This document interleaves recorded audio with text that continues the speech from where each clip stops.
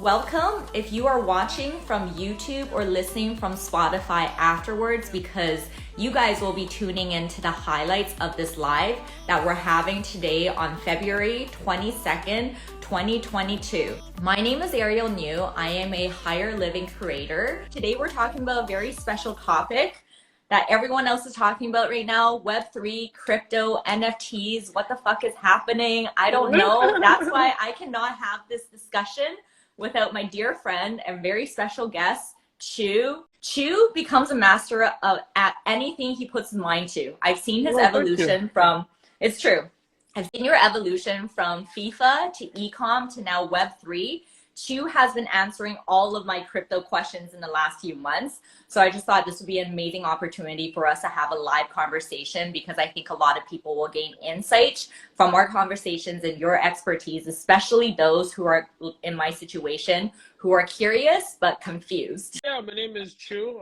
Some people might know me online as Chuboi. I usually make a lot of FIFA content, videos, live streams, that kind of stuff. But on the other hand, I do just kind of get into whatever I'm interested in, which right now involves a lot of crypto, NFTs, that kind of stuff. And yeah, I'm just kind of, I'm learning as I go, and I think it helps me to teach other people as I go to understand it. Because if you can like explain it to somebody, then you know the concept a lot better. I have this thing in my bio where it's just like a document where I just give my friends, because my friends always ask me about like NFTs, crypto, that kind of thing. And I just put together something that helps them find different resources of like how to explain the things very basically, apps that will help them, things like that. It's like a really basic guide for anyone who's just like a big curious, So if you guys great. have any questions, it's in my bio. For $2 years ago is worth a lot less now, right? So let's say you're making the same wage, but you're getting less for that. Like I remember somebody was telling me that they used to fill up their gas tank for $30. Now it's $60, right? But you're still getting paid the same. Okay, that kind of sucks because they print out a lot of money, inflation, yada yada yada. Right. So cryptocurrency kind of helps that because it's a hedge against inflation, because it's decentralized. We'll talk about what decentralized means, but it's decentralized, so no one entity can control it. No one entity can be like, oh, let's just print a ton of it. Let's make a ton of Bitcoin. All of a sudden, no, it's actually deflationary. Where like, I'll skip the complicated part of it, but like a lot of cryptocurrencies, like, actually less are made over time, so it becomes more scarce. So it's actually a better hedge against inflation, because there's going to be less of it, so its value is actually going to increase versus your dollar decreases, right? What the fuck is Web3? How would you define Web3? So it's like a decentralized online ecosystem, right? Decentralized digital world. Web 1 was just like, you could just read. You just read websites. You had a website, newsletter, CNN.com, you just read it, boom, that was it. Like, you just go on the internet, right? Web 2 was read and write. And that was more like, Facebook. You can post a picture, you can post, oh, I'm here, I'm there, put Twitter, this is what I'm doing. I can make content to that website and post it, write content to other people to interact with you on Instagram. Here, we're live streaming together. And this is where your mind starts to get trippy, because I didn't realize this, but when you think about these websites, Facebook, Instagram, we're doing the work for them. We're working for them on all the stuff that we're doing. If you're posting on Twitter, you're actually doing Twitter's work, because what Twitter does, and even Instagram here, what they do is they're using our numbers, our data that we're pushing out there, our posts. They're using that to sell to advertisers. Essentially, we're doing the work. They're selling our information, and we don't get to own all of it. So Web3 is read, write, and own. So anything I can create, I can sell as mine. So like a Web3 site, a lot of Web3 revolves around your wallet, your what's a crypto wallet. It's like people might have seen MetaMask before. That's a crypto wallet, that kind of thing. So that is like your passport to different websites. And different video games. That's where you store NFTs. That's where you store your crypto. And then that store, that wallet, is what interacts with different websites. I mean, there's some websites now, but in the future, most websites, you just connect your wallet, which you have the password. Whatever's in your wallet, you own. Nobody can take it from you unless they hack you or whatever. But it's yours. And on the blockchain, which we'll probably explain in a second, Yeah. it verifies that, hey, this is Chu's wallet, these are Chu's assets. Nobody else can touch it because it's Chu's, and we have proof. And in the future with Web3, it's going to be, again, read, write, own. So the different types of content, like if we have this live stream on a Web3 Instagram, then we own this live stream, and I can sell this live stream to somebody, or I can keep it as mine. And nobody owns it. It's all decentralized, because on a Web3 app, the company like Instagram would not own this video, because with the blockchain, it's quick summary of the blockchain. It's a series of computers. Imagine the internet with different nodes, right? Different connections, but no one person controls it, because all the information is verified through multiple parties. Yeah. And no one person can come in and just say like, all right, we're stopping this. We're not doing this. Right. I own this, like, like Facebook. You say something stupid on Facebook, Facebook takes your account. On Web3, it's all interconnected, so we all check each other, and nobody owns anything unless it's in our wallet. Nobody owns the blockchain ever. Nobody can own it. I was really excited about the blockchain technology, because the more I really understand it and grasp it, I actually think, and I think people, that are really in the space already knows this, like decentralization, it can really solve a lot of corruption issues in the world right now, political issues even, and obviously monopolies, and just making an even playing field for everyone. And everyone has the power to express and create and own. And I think that's amazing. And this is like, I need some more time to like really digest this, but I think this is tied to spirituality too. Like this is tied to how I believe we can evolve as like a race. Like, and this is part of like our evolution with technology too. I think a lot of like traditional and backward ways of being and thinking will also evolve with the evolution of this like new tech.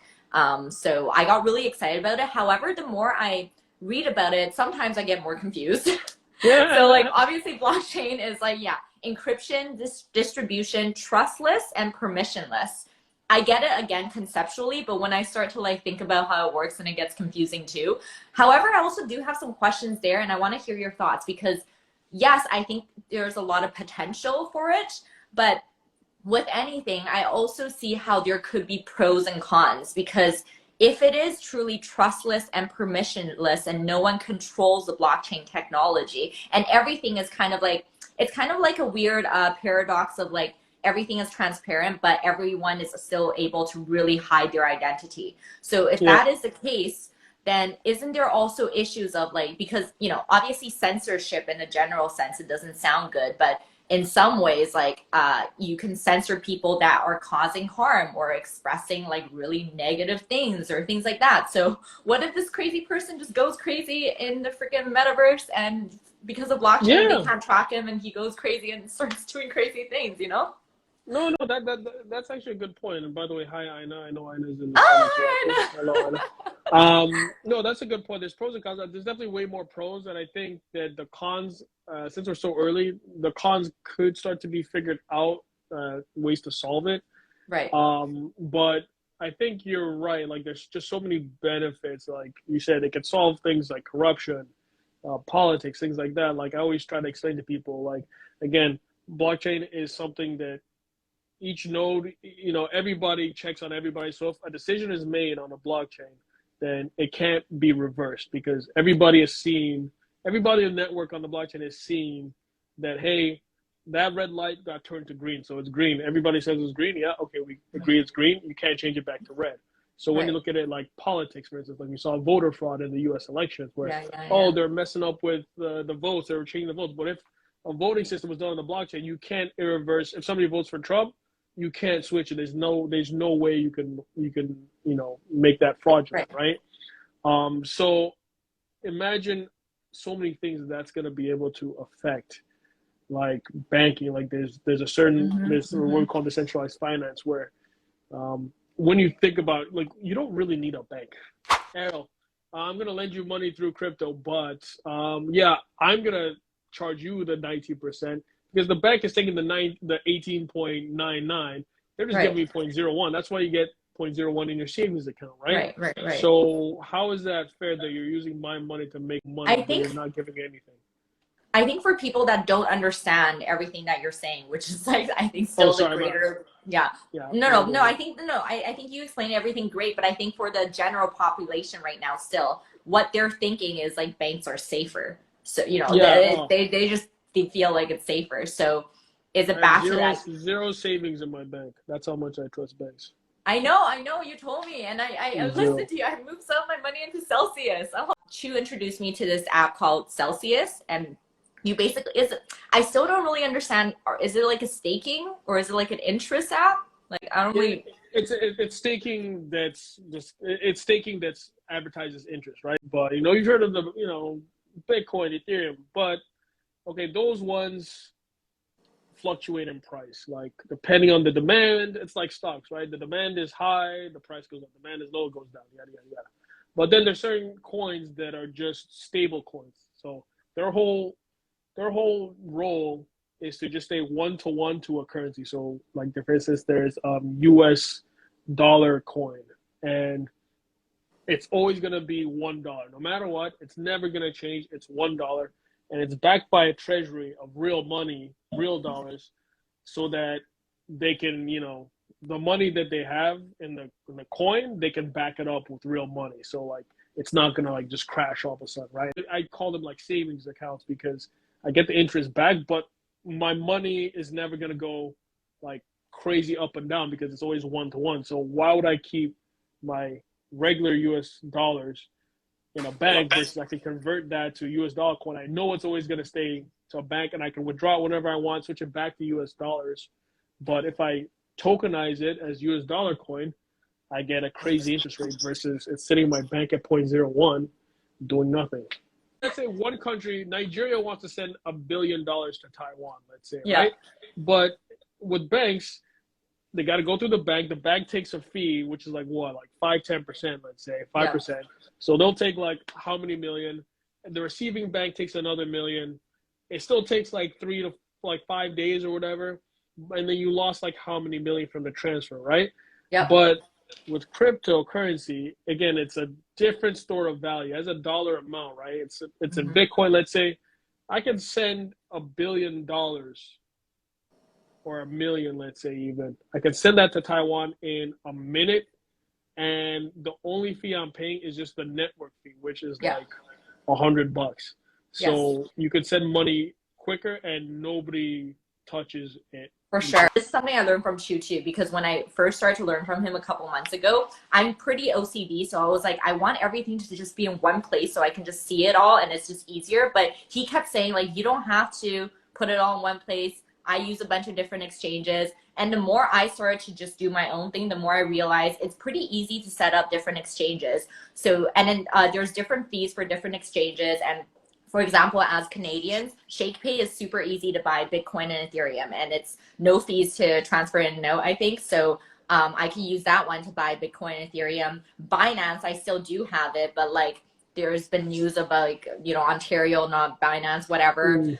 Chu also uses a bunch of other platforms he introduced me to. And if you diversify, in case anything does happen, you're safer too.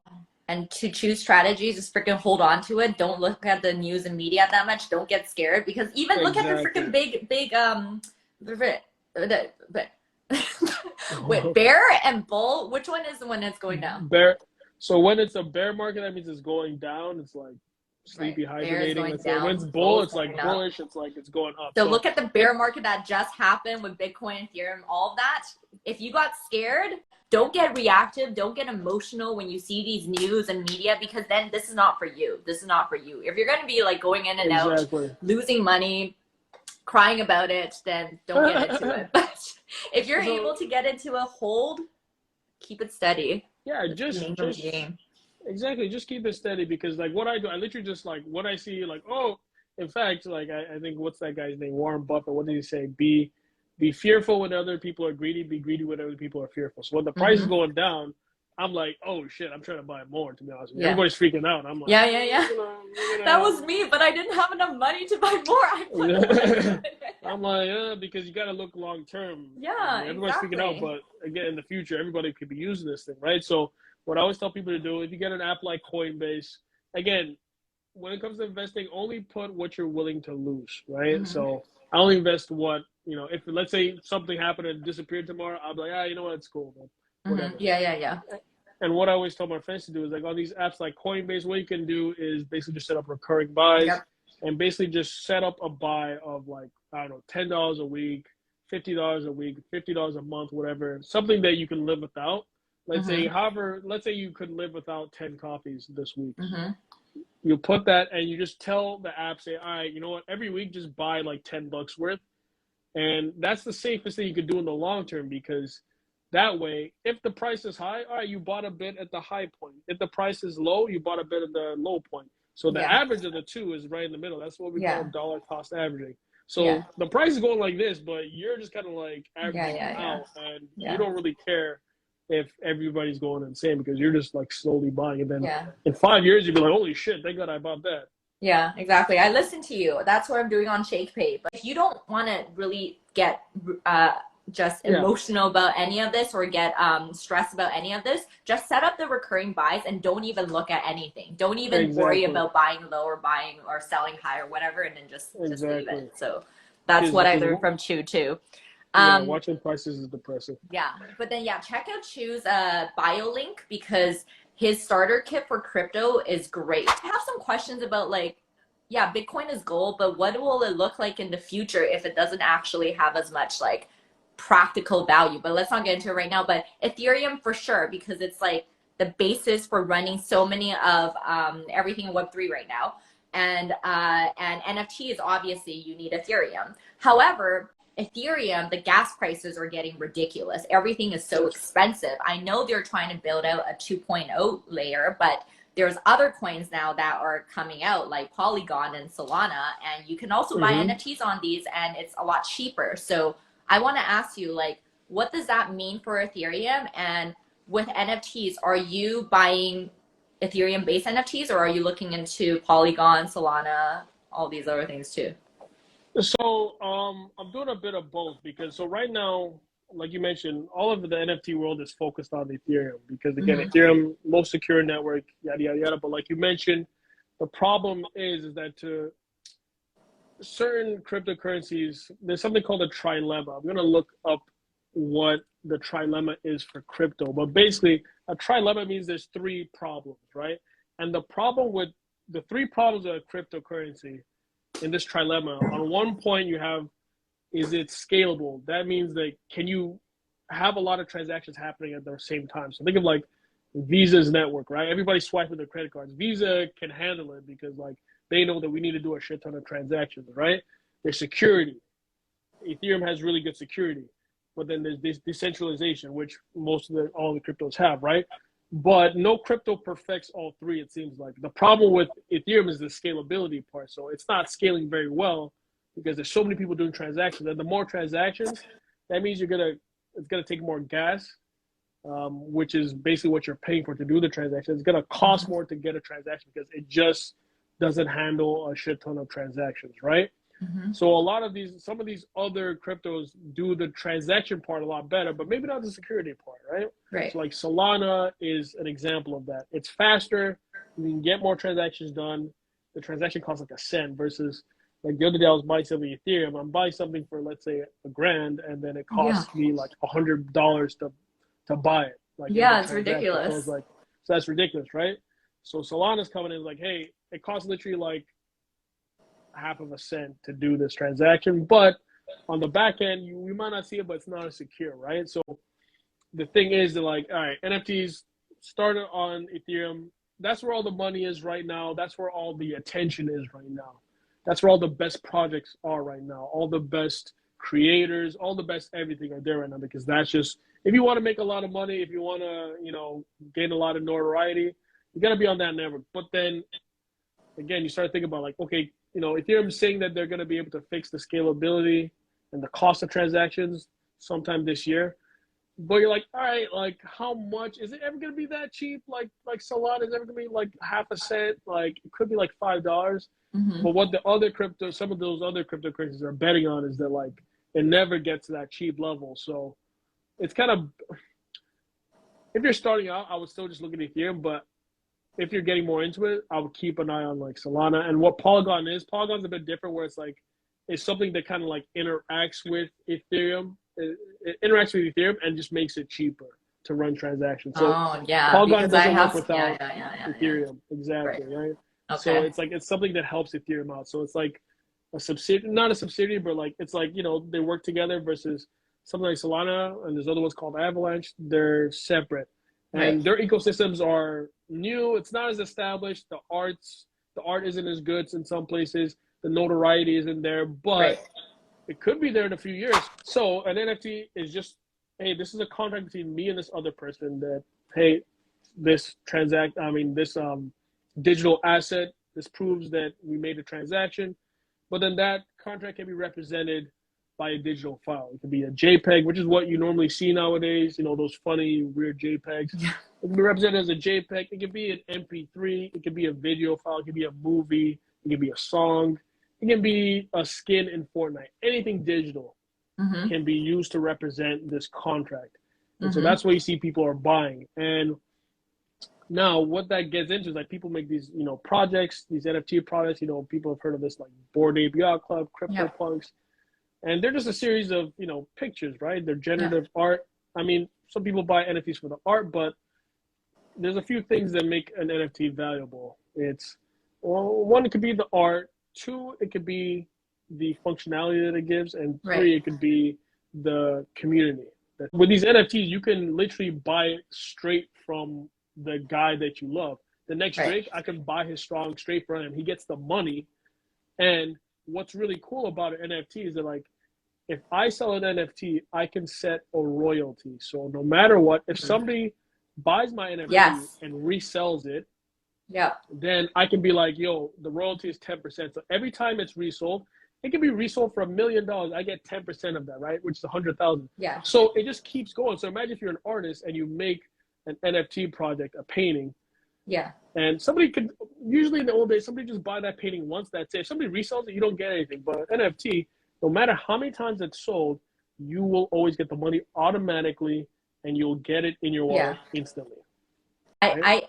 Yes, and I think the royalties thing is like a really it's just a lot about like ownership, and you get the value that you're actually giving out to. So that's already great. But I think a lot of people, because you know, I've been back in Taiwan, a lot of people I'm around are older people. Like I've been out with like my mom's friends, and I've been like asking them, hey, do you guys like know anything about NFTs? Like, are you guys? And some of them are very confused because they're like, why would I pay so much money for like a digital freaking artwork? And yes, like for like to Chu's point, there are certain artworks just art. Like people pay millions of dollars for a piece of art, and that's still valid. And for things like Bored Apes, CryptoPunks, I feel like there's also an element of like their legacy. Like they were one of the big first ones, so that's obviously going to be a lot more valuable. But like what I think when I think into the future, and you already starting to see it now. Like Chu can speak to this too. He's in the metaverse, but NFTs is going to become like a utility thing too. That's going to just be like anything can be an NFT, and you can provide value. Like you see a lot of like musicians now. Like if you buy my NFT, not only do you get like whatever this art thing is, it comes with like, you know, yearly passes to like a concert of mine, like Exactly. access to my digital community, this and that. You touched on it, the community. So for instance, Bored Ape Yacht Club, Steph Curry owns one, Post Malone owns one, yada yada yada owns one, Kevin Hart owns one. So if you buy one of those NFTs, you're part of the same community as your favorite celebrity or your favorite people, right? So how much is that worth? That's why you see one of those sell for like $250K, because it costs $250K to get to be in the same room as some of these people, right? And to get some of the same benefits. And some of these NFTs will even give you like, they actually pay you in like cryptocurrency. They'll give you revenue. So if you hold one of them, they'll actually just keep giving you, like I hold one where I own part of a online casino because I have this NFT. So every time, every month, the NFT will give me I think it's like 0.02% of the revenue of the casino, just because I'm a holder. Because it was like I invested in that casino early, right? So they're giving me a reward back. But then back to the whole metaverse thing, and like when people say like, oh, metaverse, you know, it can really be anything. It's not like just VR, AR. Like a lot of people think it's like, oh, everyone's gonna have VR glasses. It doesn't have to be like that. honestly, you know what's funny? As a gamer, you've probably been in the metaverse for the last like 10, 15 years. I've probably been in it. It's just like Yeah. online worlds, Yeah. 3D worlds Yeah. that, yeah, it's like like Fortnite is technically a metaverse. Right. GTA Online, that kind of thing. Yeah. Those might evolve into having ownership, digital ownership, right? But when it comes to like NFTs in the metaverse, imagine if like I'm sure some people have seen their brother or somebody play Fortnite, their kid play Fortnite, but they're just running around, having fun. But like even the skins in Fortnite, the guns in Fortnite, the land in Fortnite could be an NFT that like any of us could own. So if you're a gamer and then you want to sell, you could sell a gun to somebody else. You know how like you're playing Fortnite, Yeah. kids are playing Fortnite for hours, Yeah. grinding for these guns, but if their account gets banned, they don't get any of them. They don't get Right. money back. One, two, if they lose their account, they lost all those hours. But if it's an NFT in the metaverse, then like I can rent out that land. I can rent out my character. I can rent out the gun. Right. And in the future, kids will be making like absolute shit tons of money for just like owning stuff in a video game metaverse. Yeah. And that's where Yeah. gaming is going to become a lot bigger, because that's essentially what I was watching one of the guys you recommended. What's his he's like he has a DeFi course. He's in your DeFi donor, I think, Chris. Yeah, and then I watched one of his YouTube videos, and he literally has someone playing poker, digital poker for him, and it's like this random guy, this random kid in like Indonesia or something, and this kid is making a lot of money now, but he gets like a commission, so he's making a lot of money too, and all this kid does is like go in and play poker, like buy some outfits, play poker in the metaverse. So that's crazy. And yeah, like to your point, I think for non-gamers, when they think of metaverse, it seems very daunting and maybe like, yeah, I need to put on like VR glasses and whatever, everything is like immersive. There will be those elements, so like VR and AR, but I guess like as this continues to develop though, am I right to think that it's going to start to integrate more though? Because like, for example, you said you're renting real estate, and I see so many like NFT creators and like brands like trying to get real estate now, but I'm like, where are you getting real estate from? Is it all connected? Is it like a Google Maps kind of situation, or like is it like, I don't understand. No, just think of it like there's just different games. So a lot of people think the metaverse is one thing. No, it's just like how like there's different video games that you log on to different servers. Like you log on to GTA, you log on to Fortnite. So there's the GTA metaverse, the Fortnite metaverse, this metaverse. It's not necessarily just like one thing. I mean, there's certain companies that are trying to make it like, oh, we're the one that you have to go to, like Facebook. I don't trust that one. Oh, I see. Like they're trying to be like, oh, we're the one that everybody goes to. Something that people should watch to get an idea of what that could look like is this movie called Ready Player One. Oh yeah. Like everybody basically lives in this like VR world and everything, you know. And that's a good example of like what it could look like, but then it's not necessarily just one. There could be in the future where it's like one is just way better than everything else, so more people spend. It's like how you probably, I spend more time on TikTok than I do on right. You know, everybody's like, yeah, I want this digital, this NFT, like I want real stuff. I want this real case, this real can. But like that's what we're used to, right? I'm 35. I would like to think I'm young, but like to my nephew, I'm fucking old. Right? And the kids now, like when I watch my nephews and they're just playing Fortnite, the coolest kid is the kid with the most Fortnite skins. Like that's the coolest kid. The kid that flexes all his Fortnite skins, he's got all the emotes, all the things that he spent money on. That's the cool kid. And then when that kid these kids who are like 13, 11, 12, when they grow up to be 25, 30, they're growing up, they already knew that like the flex was digital. They don't care about like all these games they're saying about like I don't even collect, like these are from 10 years ago. Like I don't even have physical games anymore, right? That's how much things have changed. So that 11-year-old, when that 11-year-old is the one that has the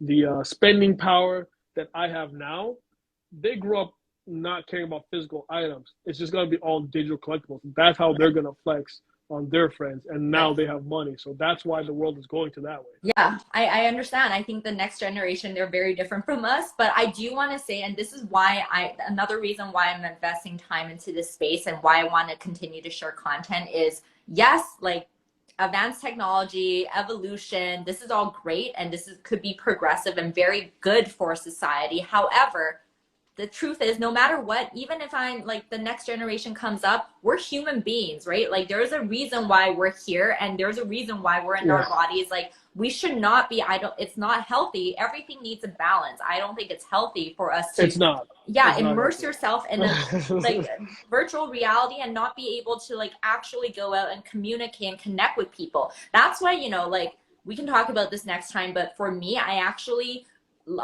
get more excited about the potential of AR. Like if there's a way, and I think that's how technology should really develop, because it should be in a sense where we use our physical bodies and we use ways that we can physically go out and do things and connect with the world, but save our time and energy for higher level things, higher living, man. Like, and then be able to use technology to be augmented into our reality to help us with things like information, like getting information, or like doing things that we don't need to spend time and energy on. So it's integrated. There's a balance between the physical and the virtual, the freaking spiritual and the practical. Like there should be a balance of it all. So that is what I believe in, and that is what I think we can help the next generation understand, because it really is an issue. I come back this time, I see a lot of my younger relatives, they're literally embedded into their virtual gaming world. I'm just like, dude, it's terrible. It's like,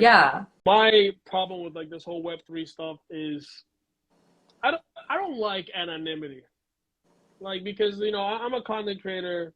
I stream and play video games for like kids who are like teenagers, whatever. You know, they've got all these like names on Twitter and Twitch, whatever. It's not the real name, and they feel like they just say whatever the hell they want. Yeah, exactly. That's what I was saying earlier. Yeah, I'm just like, you know, and I've met some of them in person. Like I meet them, like you literally won't say that to my face right now. And like they're little like skinny kids, whatever. I'm just like, yeah, like what now, right? And they won't do anything. Like, I don't like anonymity. And then, but what's happening now, especially in lockdown, is kind of like accelerated this. Is that like, one, with Web3, there's way more anonymity, like you were mentioning before, and then it's just people are seeing the benefit, like, hey, I can do and say whatever I want, and there's benefits to anonymity where it's like, I understand, like if somebody, like I know some guys who I follow on Twitter who are just literally like rich out of their mind with so much crypto, and yeah, anonymity is good for them because like they don't want to get robbed, they don't want people to know what their address is, they don't want to get you know, their, you know, kidnapped or whatever, right? That's totally fine, but then at the same time you have like the incel level dudes who are just like, you know, this is just going to help them more not want to be in their real world. And I think it's gonna, and like, I hate to say it, like just based on what I see, like the kids that watch me, like they're very, I won't lie to you, a lot of them, I won't say all of them because some of them are in the chat right there. Shout out to you guys. But like, they need this identity to be someone different, and because they probably get hurt a lot in the real world, or they're probably always shy and shit, they don't when they switch into this like virtual identity, they become more aggressive because they feel like, oh, now I can just like be mean and say like whatever. Yeah, and I don't get any repercussions. But in reality is, why not just find a balance? Why not just be able to be truly who you are without being rude and being a terrible person, and just being able to speak your mind when you want to, and not needing this like other identity. Why they do that? Because it's easier. Yeah, I understand, but then I actually understand too. I'm not a 16-year-old teenage boy gaming, but I went through the same thing when I was young. Like it was a lot about just like, I felt like I'm too scared to like speak my mind, and I also felt like I don't have the say to, but that actually makes me angry inside. And you either become really, really shy, or you use avenues where people don't know who you are to like have an outlet. So that's why I'm saying, this is something I can help you guys with. So you little boys, boys, come follow me on my yes, please follow NiuViews. I think we ended on some like actual like, you know, things people should be aware of. So any parents or young kids, stay woke. Like, listen to what we're saying, okay? If you're gonna get into this space, but like keep your balance. Like, go out into nature. Like, spend time with loved ones and touch them and like hug them. Make your But kid play sports. When I have a kid, he's gonna play every single sport ever. yeah, sports. Go out and do real stuff. But okay, Chu, I hope next time you can give me some more time and we can get into more of like maybe some of these like practical things to do with Web3, NFT, and crypto, because I know a lot of people, when I posted it, a lot of people asked me that, and I know you know so much about that. But I think this was a great overall overview, general conversation today, and I think it was really good that we actually touched into more of like the ethical morality, like values kind of things with surrounding all these topics too. So thank you so much again for joining. Do you have anything you want to say in the end? If you happen to play FIFA at all, I see some of the guys who play FIFA. Shout out to Bio, this guy alpha. In the chat, if you play FIFA, Chuboi, Chuboi. But then for anything outside of FIFA, like life and all this crypto stuff and this crazy metaverse future that we're gonna see, trust the boy right here.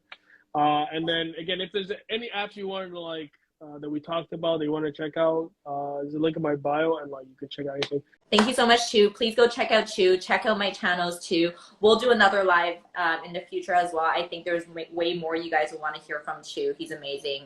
Again, go visit his bio link. Okay, thanks, Chu. Miss Thank you. Guys. Miss you too. Miss you. Come back soon, please. Yes, I will come back at some point soon. Okay.